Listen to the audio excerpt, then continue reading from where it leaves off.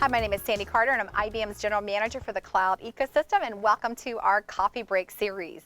This last 5 weeks, we've been doing career hacks. Much like growth hacking, where you're figuring out innovative ways to grow your business, career hacks is built on a set of research to help you to grow your career. And in fact, today is the final in our series, and it'll be on lifelong relationships, serving as that breakaway play. So I hope you listen to the others. If not, go back and check them out. But I do think that this is probably one of the most important areas that we've seen. You know, in the past, a lot of people think about relationships as being transactional. And what I mean by that is that people view, you know, if I give something, I have to get something. So it's a trade-off, if you would. But this hack is really about the changing world, where you're not just thinking about what you're going to get, but what you're going to give. And that forms a lifelong relationship that will serve as a breakaway play.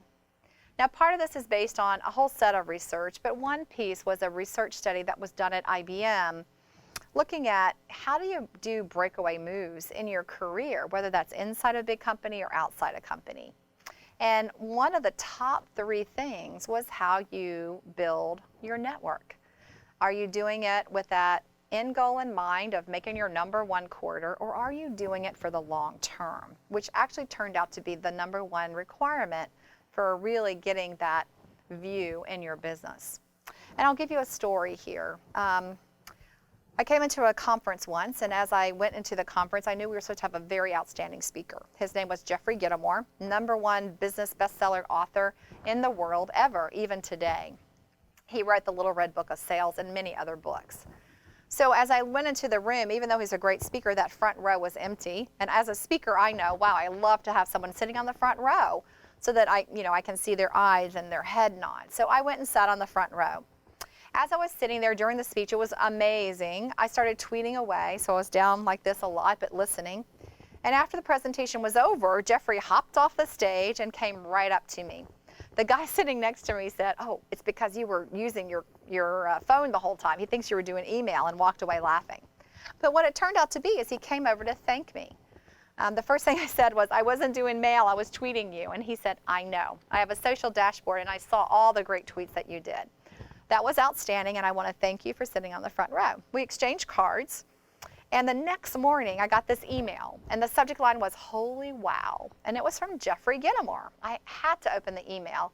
And of course, he thanked me again for sitting on the front row and shared something of value to me. Long story short, we started exchanging things of value to each other. He actually ended up coaching me through one of my best-selling books that I had, endorsed the book, and really just helped me out. We created a lifelong relationship from just that little bit, because neither one of us was looking to give when we gave. We were looking to give to the other to add value.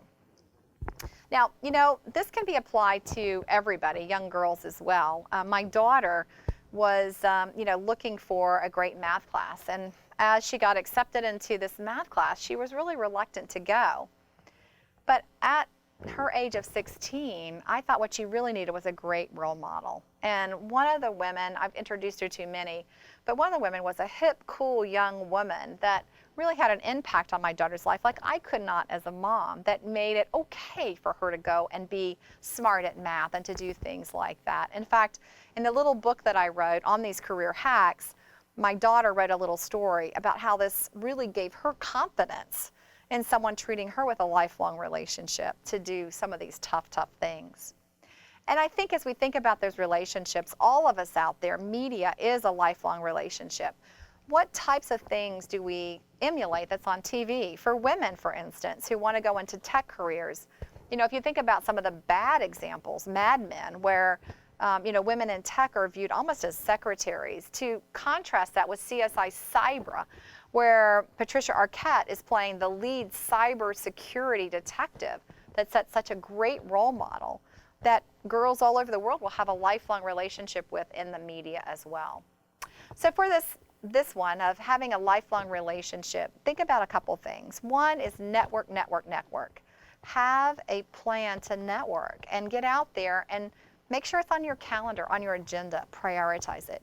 2, have a career advisory board. You know, every company who's successful has a board, and they pick members of that board to fill in things that that they need to focus on, whether that's technology or marketing or sales. So do the same for yourself. Develop your own career advisory board. And then finally, be present and engage. To form a relationship with someone, you have to pay attention to them. You can't be sitting there having lunch with them doing your email. You've got to be present and engage. Developing a relationship that's lifelong will be a breakaway play for you. My name is Sandy Carter, and this has been our series of career hacks. Thank you.